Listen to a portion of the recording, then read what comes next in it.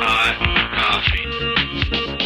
Hello, you're watching Smoking Hot Coffee. My name is Amol Patel. I'm in Los Angeles. I'm joined with... Hey Mole, I'm Jeff Pelton. I'm down here in San Diego. All right, so today we've got an interview with Bant. He's the CEO, founder of Qnary. Tell us more about this, Jeff. What do these guys do?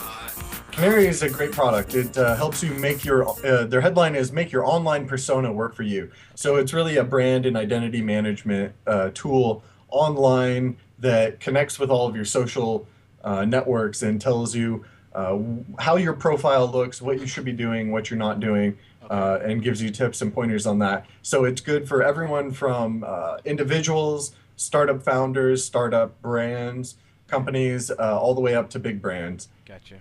All right, so if I'm a founder and I'm about to raise some money and I'm trying to get in front of investors, one of the first things people do is, of course, Google the guy. Let me Google his name.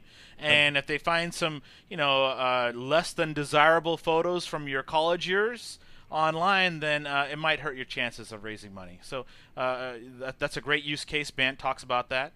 Another thing Bant talks about is how he was able to raise his money when they first got the product, when they're building the product out. I think he talks about that, which is really great. How he uses LinkedIn network, friends and family, angel list. Yeah. All of these things are, tools that you have to use, right? Yeah, and of course, and he also had a really interesting viewpoint on the culture differences between the VCs in New York versus the VCs that are out here in the Silicon Valley or Southern California, which I thought great to get the East Coast perspective. Yeah, which I thought was really cool. Get outside the bubble. Yeah. So all right, so without further ado, let's go to the interview. Bant, is that correct?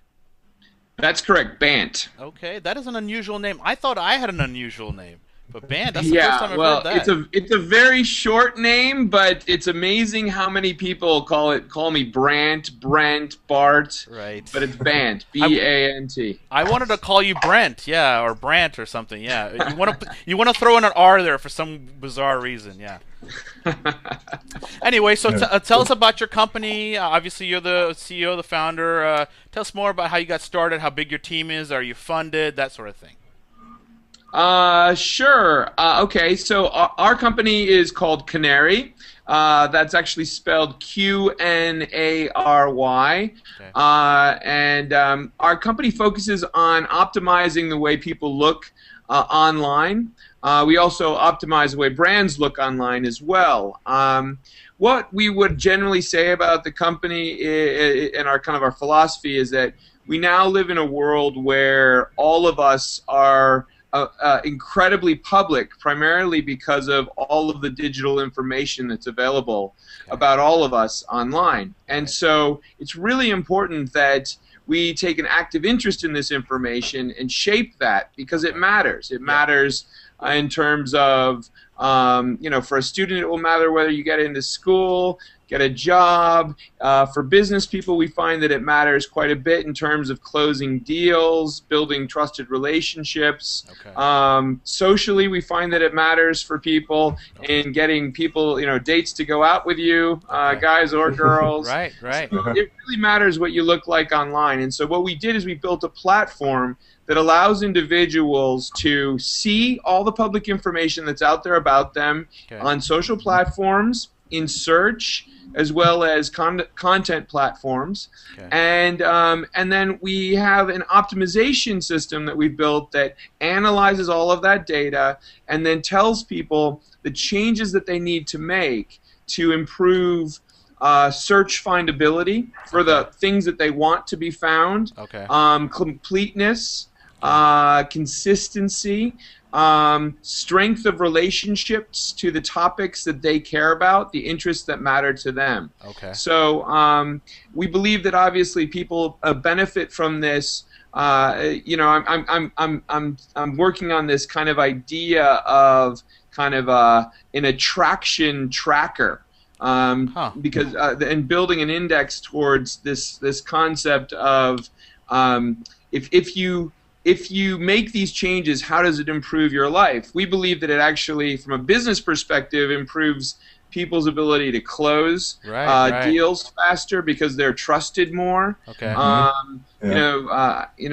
One of the things I remember that Amber brought to my attention was there was a study done, I think, last year where women were asked, when they go on a blind date, will they, why would they not go on a blind date? And they said, well, I won't go on a blind date if I can't find 3 or more reliable and consistent sources of information about the guy that I'm going on the date. That's a very good point. So yeah, this is a big product. It's a big vision.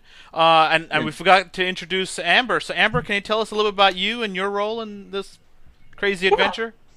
Oh, of course. I'm Amber. I am formerly from AOL and OnSwipe, but I joined Qnary because I absolutely believe in Bant's vision. I do a lot of our business development stuff. I do a lot of our custom solutions. So when we have clients who either need help getting onboarded to the platform or have a problem that's a little bit bigger than what the platform can kind of handle at this point, then I kind of help do personalized stuff with them. So I make sure that we work with them to counteract, either negative attention or, just really make sure their goals are hit when they have aggressive goals. That's great. That's great. So you're the biz dev person here. I am. Awesome, yes. Awesome. And just to give our viewers a little background, we ran into you guys at the AdTech show that was just in San Francisco. Okay. Yeah. So in your opinion, guys, you guys can come in. How was the show, and was it good to drum up business and that kind of thing? It was a great show for us. We went there to launch a new part of our platform. So we originally launched as this optimization system for individuals and professionals. Right. What we found is as we signed up more and more professionals, they came back to us and they said, "Hey, could you do the same thing for my brands?" So some of them control, corporate brands, product brands, services brands. Right. And originally we said, well, we don't really do that, but we continue to get the same questions, and so we built out this platform for brands as well. That it kind of applies a slightly different level of, slightly different thinking in terms of what the algorithm would be, in terms of how you optimize something with the volume of a brand, right? But so we launched that. Got really great reviews. Signed up 11 clients there, so that's always a good thing. That's great. That's great. And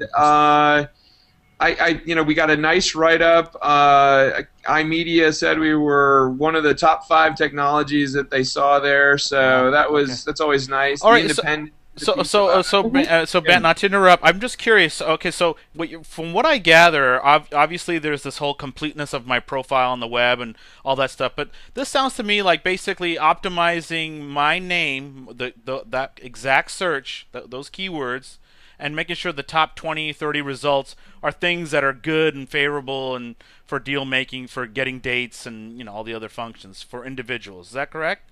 So this is kind of like an SEO software bit. And so let me ask real quick too. So about the competitive landscape. So to me, the old version of this might have been just Googling my name, seeing what's there and trying to optimize some of that. Now we've got social. It's so important, like you said, for everything from dating to business. What is the competitive landscape as far as things like About.me? We've only seen a few of these kind of come into the personal consumer space, where what you're saying is you're going into business, or bigger brands seem like the bigger opportunity to me. But I certainly think it's great for individuals. Yeah, let me unpack that one, because you're absolutely right. I think back in the day, and I would say sometimes that's actually how I start sometimes a conversation with a potential client. I say, did you ever Google yourself? And it's incredible how many people Google themselves. And I said, well, if you're Googling yourself, imagine who else is Googling you. Imagine the guy you're meeting this afternoon. Are they Googling you? Yeah. I'm sure that you guys Googled me before this call, right? So it's pretty normal that that's happening. Yeah. The challenge is, what are they going to find? Right? If you don't own those results, and I say own, are the links that are there, are those platforms that you manage, you control the content with? Right. If they're not, then that's less than optimal. You're letting someone else tell your story, essentially. Gotcha. And so that really, you're absolutely right. I mean, that would be kind of at the core of our proposition. Our whole team, our core team. I used to be the CEO of Reprise. which is one of the leading search marketing agencies. It's Interpublic's IPG's global search agency, and we have a core team at Qnary of SEO specialists, as well as the engineers that built out our SEO solutions at Reprise, and so we have a lot of deep knowledge about how the internet comes together, the fabric of the internet holds together, right. And we're applying that knowledge in our system. So if I'm a front-end web developer or into design, and you look at every my networks, would you be able to suggest to me networks that I'm not on or not a part of that I should be? Like maybe there's some crevice of the internet that I just am not aware of, some designer social network or website that I should be a part of, some top-level domain that is going to give me good ranking on my Google search results?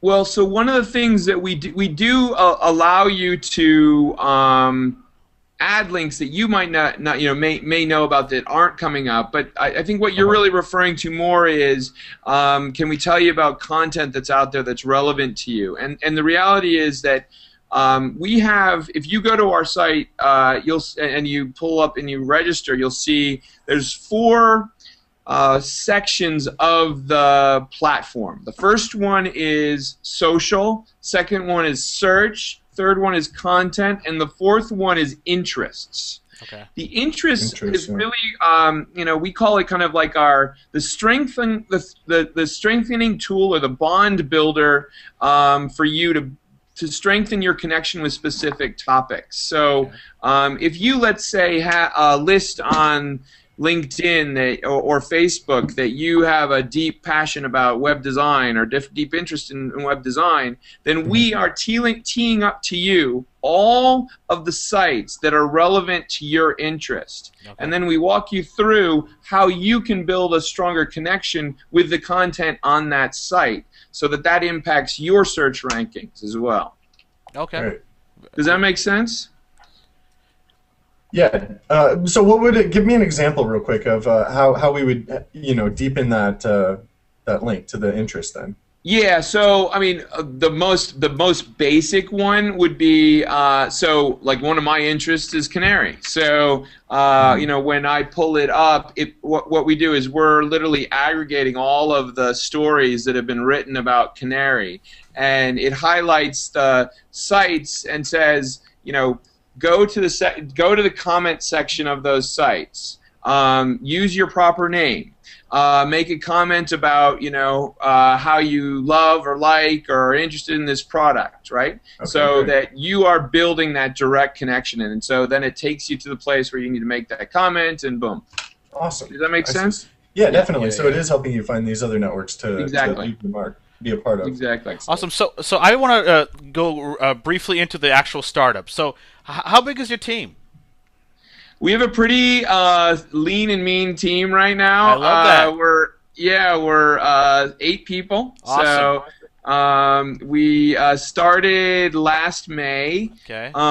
We spent the summer building out the original kind of private beta platform. Okay. We launched that more publicly in October. Okay. How did you get your first customers? So our first customers, we probably did what a lot of people do. I have a ridiculous list of connections in LinkedIn. Okay. and our team basically just took my whole LinkedIn list, Awesome. and we did an email blast, and Okay. I think the hit rate was like 50%, right, Okay. Amber? It was ridiculous. Yeah, so Amber, can you tell us a little about your involvement in getting some of the early customers on board? Because we have a lot of startups that watch our show, and we want to, what's working out there? How do these startups get some traction? They've got a little bit of the product built. Like, what had helped you guys? Okay, I think a lot of it was, one, we were all kind of immersed in this industry anyway. I came out of doing search, social, and analytics over at AOL. Right. So I had a ton of people who were interested in this stuff in my space anyway. The other thing is that Bant's obviously such a dynamic character, and he's been doing advertising. We can tell he's a dynamic character. No, I don't know.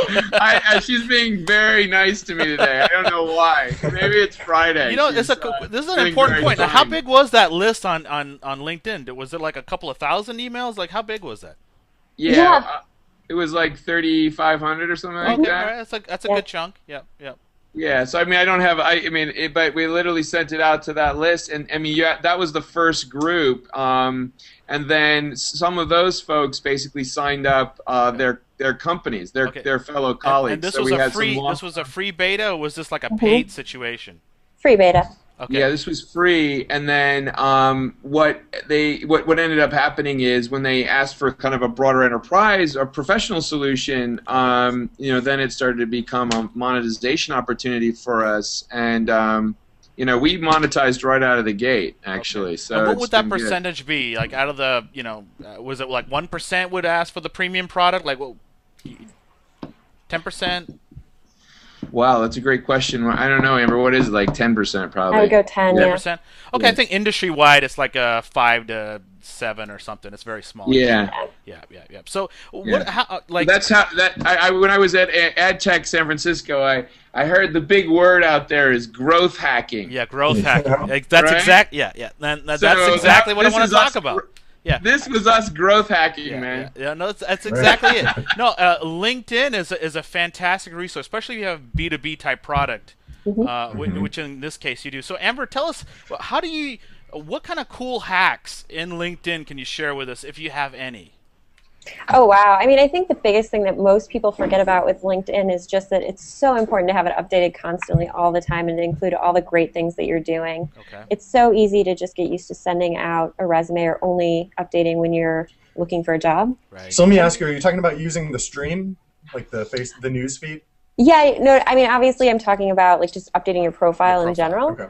But you want to be constantly involved. You want to be talking to people. You want to be in as many groups as humanly possible. Okay. You want to know what's going on in the industry, both in, kind of your general industry, and then also anybody you might want to form a partnership with or start talking to on a larger scale. Okay. I think some of the biggest opportunities that we've had kind of outside the social space is Bant's appeared on a couple different TV programs and things for us, and then people automatically look him up online and come straight to Qnary. Gotcha. So it's great that we have a lot of pull just within his LinkedIn profile to kind of cycle over to the site. So obviously getting press is really important, getting Bant out there in front of the camera or any medium. Sometimes. Yeah, sometimes. I think, the other thing is that I'm perhaps kind of a peculiar founder in the sense that I'm not a 20-something kid out of Stanford. I had kind of a long career in advertising where I ran most of the digital media firms at IPG at one point or the other. Okay. And so, we have a lot of deep relationships with advertisers. Okay. And so we're able to really leverage off of that. So I think that that's also something that helped obviously your experience. So really quickly here, Ben, are you funded or was this bootstrapped by you? Like, tell us about the money.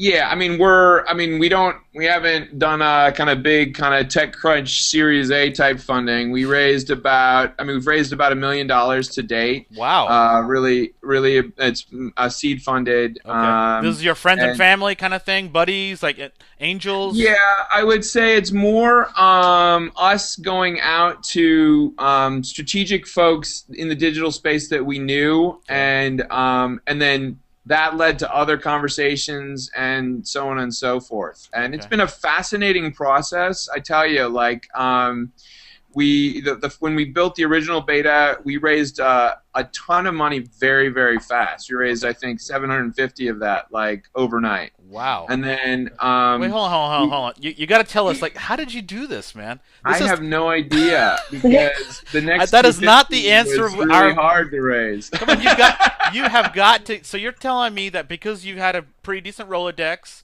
you already known some people. These guys have already kind of known about you. You obviously had a good product. I mean, clearly. Well, I mean, you think this is a hot space? I mean, the product. What is the motivation for the product? I mean, I think. Yeah, I think that the discussion that we had a lot when we raised the initial tranche of money was very much around how how individuals had very little understanding over the importance and value of their own information in the digital context. And that actually has been a hot topic, obviously, with things like the Facebook IPO last year. People were very aware of what Facebook was doing with their data and selling it on, and why weren't people monetizing it, etc. And so I think that that our story of saying, listen, we're going to help people understand how to make the most of their information is kind of almost like a stepping stone to a broader discussion about data of their personal information. Seemed to really work and seemed to really resonate. So it was timely. You're just you're riding on a wave. There was kind of like this. I think so. I mean, the other thing is that we tend to be compared quite a bit. I mean, with a company that's been around for a while called Reputation.com. Yeah, I was just going to mention that. And they're kind of like the granddaddies of the space in a way. And I think we're perceived as like the kind of a new spin on some of the challenges that they've started, and so I think that that's been nice for people to see how a different company approaches the space. Okay, bringing fresh blood to the problem. Yeah. So if we had a couple of young guys watching this or looking to try to raise some money, well, like, would you say like go after some of the larger companies in your space or in your sort of sphere and try to go after getting them as an angel or a strategic partnership? Like, what would be the best way? I mean, a lot of times it's tough to raise money from friends and family. You usually have to go after these kind of corporations, so to speak. So it's so interesting. So we're based in New York, and New York investing and investors are so vastly different than the Bay Area guys. Is that right? And the California guys. Tell us more about that. We were out in, before AdTech, we went to visit a couple of other startups in the Bay Area, and we met some brilliant people, absolutely just absolutely brilliant what they were working on. And I would ask them questions like, so tell me a little bit more about kind of your monetization model, your revenue model. And they would look at me like I was from Mars. Like, they would say, that's a really good question. We really probably should be thinking about something like that. And but they had already been given several $1 million in funding, and so it was so far from their minds. They just were in the code and living the dream. It just wasn't relevant. Now in New York, if you said that, I mean, guys would throw you out of the room. I mean, it's not like, you got to have a business. Yeah, you got. They want to know how fast you're going to deliver revenue. Okay. And so we're talking a lot more of a shark type mentality, let's say, in New York. You'd say. Yeah, I mean, it could be. I mean, and I'm not sure the New York way. I mean, certainly to date the success would be the Cali way, right? I mean, if you think about it, like that's where the big wins have been. But it certainly is. The stark contrast is amazing. Okay. Yeah. All right. Definitely having a revenue model is not a bad thing. Like you're saying, sometimes people think it's someone else's problem, right? Like, I think we're still scratching our heads with Facebook and Twitter. Like, no, but I mean, like, we met with some VCs out on the West Coast, and we in New York we'll lead with our revenue story because we have a pretty good one. Yeah, and we would lead with the revenue story. I mean, Amber was in these meetings. We led with the revenue story, and they were like, "Oh, that's really cool." Anyway, let's look at the code. Like it was so like, it was awesome. I mean, our guys, our engineers were loving it. Right. Yeah. Wow. Okay, that's a very interesting viewpoint. All right, so going back to, would you recommend these smaller startups approach maybe strategic corporate partners, or what would your thoughts be on that? Oh, okay. So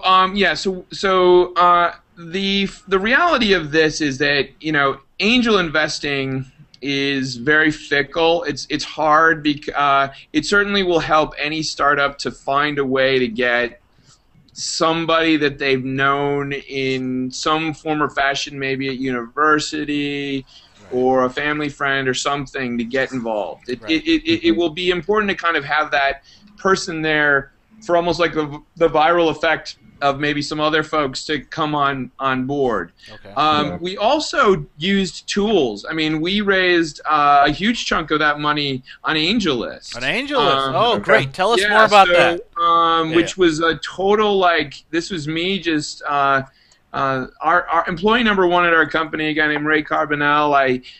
We were trying to be viral and smart, and we said, listen, let's just get everything up there, and we did it, and we've kind of forgot about it, and then about 2 months later, boom, a couple investors appeared, and 3 or 4 conversations later, they were part of the family. Wait, hold on a second. So you're saying they just accidentally discovered your profile on AngelList, and you said, hey, wait a second, who are these guys? And then you kind of started the dialogue.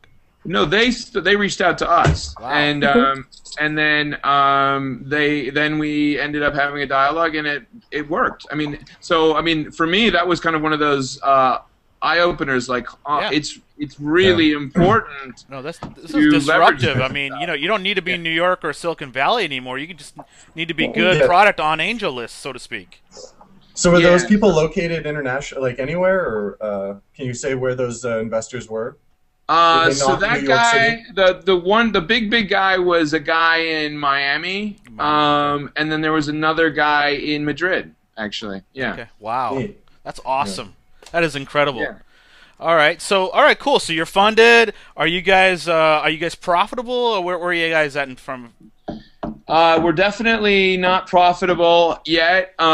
We are, our monthly run rate gets better and better. I mean, I certainly think we could flip over and be profitable, but we're trying to funnel all the dollars back into development. So, All right. and we have a pretty thoughtful team. So they have a pretty. Yeah, tell me what your development team's like. So our team is a group of guys that came from the company that I worked at, Reprise. They have kind of a deep understanding of the search data and social data because of the systems that we used to have to build at Reprise. And so so it's a great team. We've actually all worked together for a very long time. So you brought some expertise and co-working together. Yeah, the trust. Yeah, that's a huge so there's thing a lot to of bring trust there, and which has been really, really helpful. I think I'm trying to think of. Yeah, that's probably the best answer. Amber, is there actually, anything I have a question for Amber. So, Amber, obviously, you guys are now hitting a different market here. You're going for some of the larger brands, Right. as opposed to the individuals. Like, do you think this is a good idea for a young company that's still trying to be profitable, or should you guys focus? Because the big thing in startups is always focus, focus, focus. Like, do you feel like this is a smart move? I mean, I know your boss is right over there, so go ahead, tell. Be nice. I think the thing is that by changing our focus, we haven't shifted away from our core. We're still doing what we always set out to do, which is make you look your best online, Okay. Associate you with the things you want to be associated with, and make sure that when people look for you, they find you for the reasons you want to be found. So whether that's you as an individual or you as a brand, we haven't really shifted the technology that far away from where we started, which makes it a lot easier for our development team and has made the transition a lot smoother and a lot faster. Okay. And I think the biggest thing that we always come back to is, are we doing what we set out to do, which is just to make everybody really resonate for the reasons they want to. So from a service standpoint, I mean, servicing these larger brands or possibly their ad agencies, however you guys get to them, is that a lot more effort on your part, and is that going to mean that you're more fragmented right now? What's your feeling? It's a different kind of effort. Obviously, when you're dealing with big brands, you have a lot more people to report to, whereas if you're working with an individual, you have one client, you know what they need to make to make their presence really work and to make them stand out. Okay. It's a lot more meetings with a lot of different people, so you're always going somewhere. Gotcha. But at the end of the day, if you're good at what you do, it doesn't really matter who you're working with, as long as you kind of take a really holistic approach, which is, do people resonate for search? Do brands resonate for search? Do they resonate in social? Okay. Are they associated with the right content? And at least for the personal section, are they aligned with the correct interests? So let's say I'm sorry. Let's say there's a founder watching, and their startup is about social media. Like, what advice would you give them to start approaching brands? Like, what's the best way to get in? Like, get your foot in, get your fist in.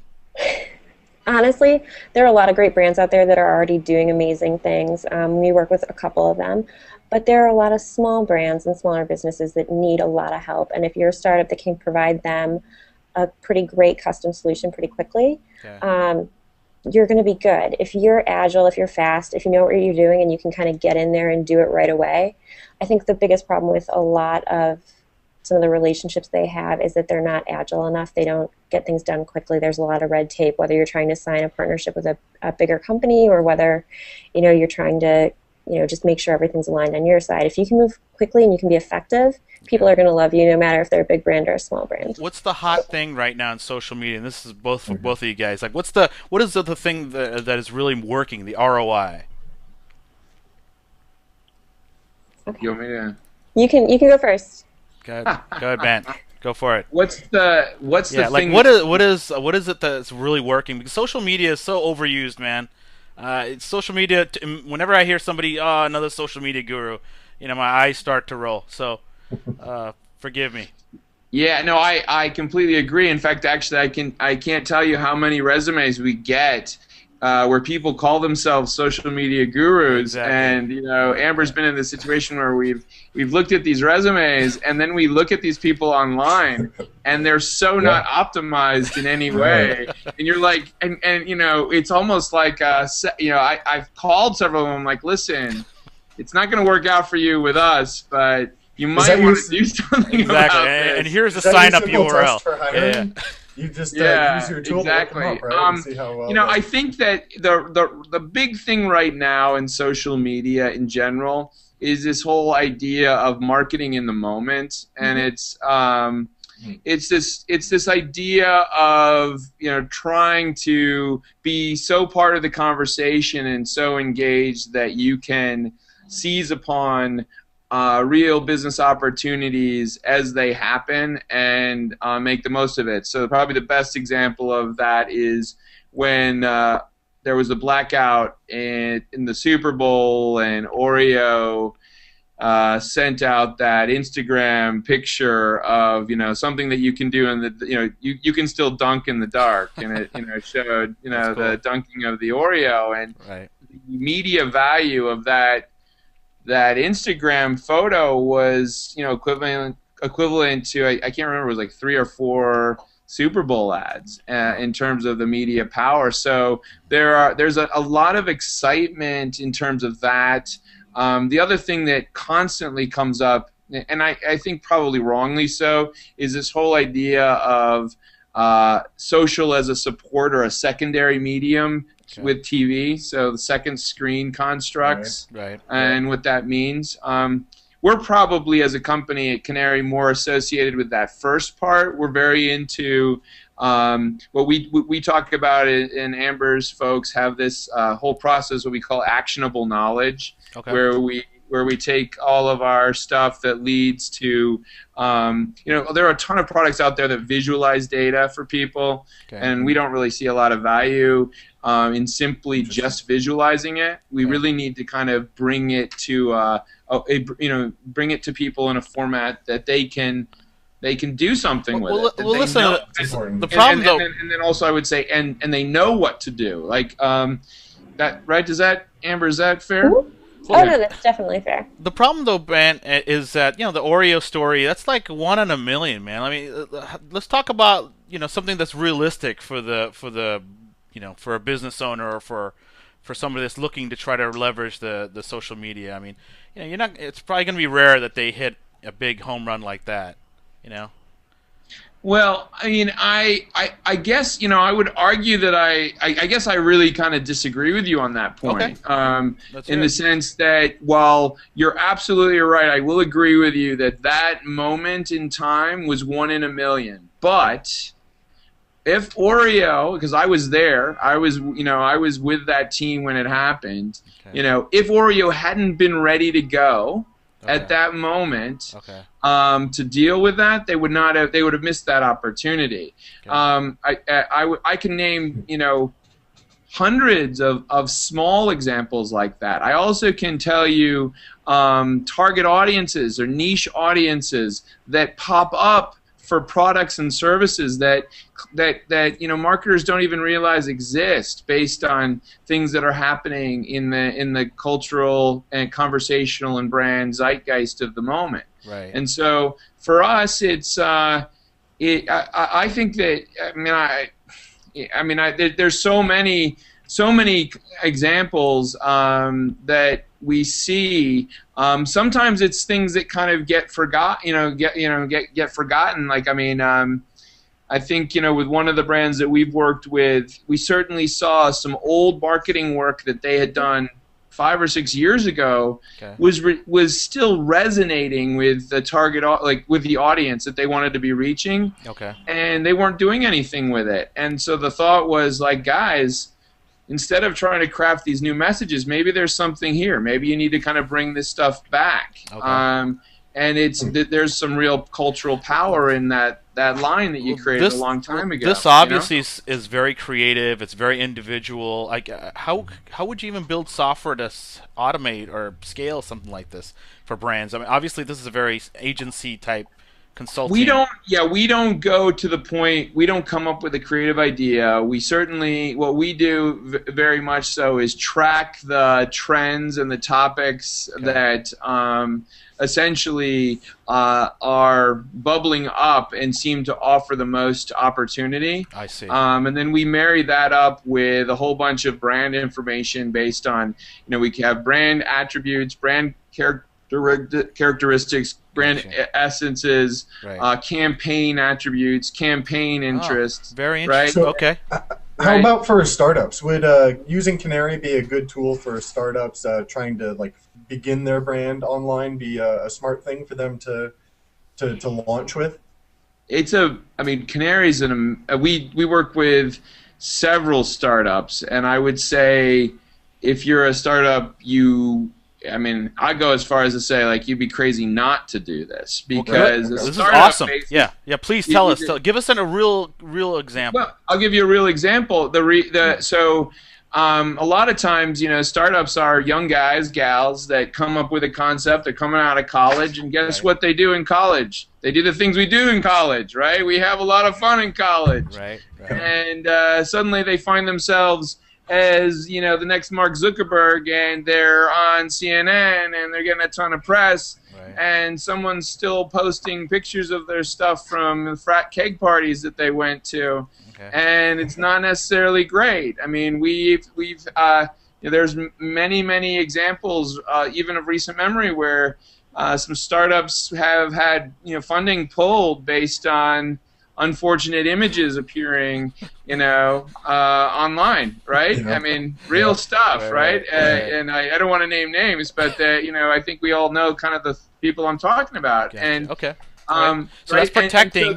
And so there's real need for that. One guy in particular that we've worked with, he had a funny one. He'd been a young guy and he was a very cool dude. He had been on all of these kind of relationship sites where he'd listed himself as like a playboy and all this type of stuff, and there were all these pictures of him with multiple fashion models being the man, and then he set up an extremely important company, digital startup company that was extremely well funded, and he was going to meet with the creme de la creme of private equity groups and things like that, and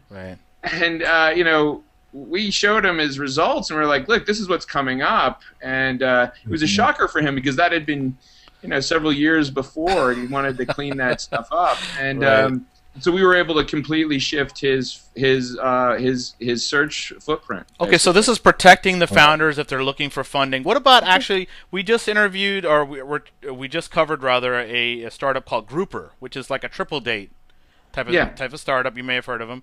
Let's say with these guys trying to get their site out there, the dating vertical is very large on the internet. Could they use some stories that are possibly bubbling up trends in the media zeitgeist, and then try to put out some stories trying to ride that wave? Is that what you're suggesting? Yeah, probably in a variety of ways. They'd be probably a cool partner for us to have too. Yeah. We haven't done a dating site yet, which would be literally. I mean, we're looking for a dating site where we can essentially give them our tools, and Right. they could optimize the people that are trying to be on Grouper. Oh wow. Yeah. Okay. Right? Yeah, that makes a lot of sense. That would be really cool. But in terms of the brand, certainly, I mean, the big thing that we do with brands is that we are fundamentally improving their findability online and giving them more control of their messaging. And so when you have those two things, you know, you're making the most of every kind of comms thing that you're doing, whether it be you're making the most of your website, you're making the most of your marketing dollars. Okay. So we certainly help startups like that. So the brands pretty much already have to know what their message and their vision is, right? Do you guys have any suggestions, or do you lead people into agencies or other things to give people more expertise on that sort of That's thing? cool. Yeah, we do. So we do this. I mean, brand. Amber, you can probably talk better this than I can, but we do this thing called content templating for folks. Wow. Okay. Which essentially sometimes we have, like, we're not an agency, so we don't want to be writing things for folks, but we certainly do help people directionally know where they should be going. This right? sounds like a really great topic. So Amber, can you tell us about this content templating? Because obviously content is king, right? Yeah. So tell us, how do you set these things up? Sure. We have a staff of vetted, editorial experts. A lot of them came highly recommended or came from former AOL sites that I just known in a past life. And so what we try to do is we try to establish, what the brand is really trying to go after, what an individual is really trying to go after. And then we look for, any editor who's worth their weight has an editorial calendar. They know what's going to come out at the same time every year, whether you're a sports, whether you're a sports person and you've got, the NCAA tournament, then you've got, college baseball, then you've got real baseball, then you've got all these things going forward. And you can kind of plan things around things like that. Obviously, a lot of it is going to depend on how SEO'd and how great that content is. So we're not, this isn't a content farm. This isn't, telling people you need to be, cranking out things on a regular basis, because obviously the Google algorithm does account for whether or not you've got high quality content in there. So, we explain the basics. You need to have a post that's X amount of words long. It needs to have links going to these types of sites. If you can get backlinks from these types of sites, then you're going to do a lot better. Okay. A lot of it's just teaching people kind of some of the basics, how to put in meta tags and tag content correctly, how to make sure that keywords are listed, in the content, in the content headline, in the content itself, and then in other places throughout the article. Gotcha. So for people who need to do a lot of stuff to get their message out there, we do work with them to make sure they understand the basics and kind of put that structure in place for them. Yeah, and kind of like help their agencies. So we work with like a lot of PR firms, a lot of promotion, publicity firms, things like that. Gotcha. All right, so this has been really eye-opening. I have to say, when Amber showed us the iPad app, I thought it was really great, and cool. Yeah, it's really. I thought it was really, really well designed. Wow, thank you. Yeah, I really loved it. Yeah, I joined and checked it out from my iPhone, and I'll have to sign up from our Smoking Hot Coffee account and use it to manage our brand, because some of these questions came from the heart. I think it's great that there's like so many creators online now. A lot of what we've been covering on the show is just like supporting all these like massive amounts of creators online, but really like the message, with that you get a lot of crap. And so, I think it's great anything we can do to help people like refine their message and, simplify their brand and like kind of, target their audience and connect with people a little bit better is great. Awesome. Well, great. So if people want to get a hold of you guys, what's a good email? Well, you can always email me. Okay. So it's amber.greviskes, Greviskes, at Qnary.com. Okay. And you guys have my cell phone number, so if they find you, they can find me. Okay, awesome. That sounds great. All right, cool. Any last words of advice that you might have, Bant, for any startup founders that are watching this and are struggling? What would you tell them? Yeah, I'll tell them the same thing that somebody said to me recently. It was really helpful, which is there is no startup person that has only highs, and there's no startup person that's only going to have lows. And just kind of, it's almost like a mathematical equation. Like, block off the real highs, don't get too hyper and high off the highs, and don't let yourself get too low off of the lows. Right? Yeah. Just kind of stay in that nice medium range, and you're gonna make it through it. Wow, that's really great. That's really great. I think that's the first time I've ever heard that. Yeah. Yeah. Yeah, that's awesome. All right, guys. Well, thanks for watching, and thanks for being on the show. All right, Yeah, guys. thanks, guys. Nice to meet you. Thanks, guys. Thanks, Amber.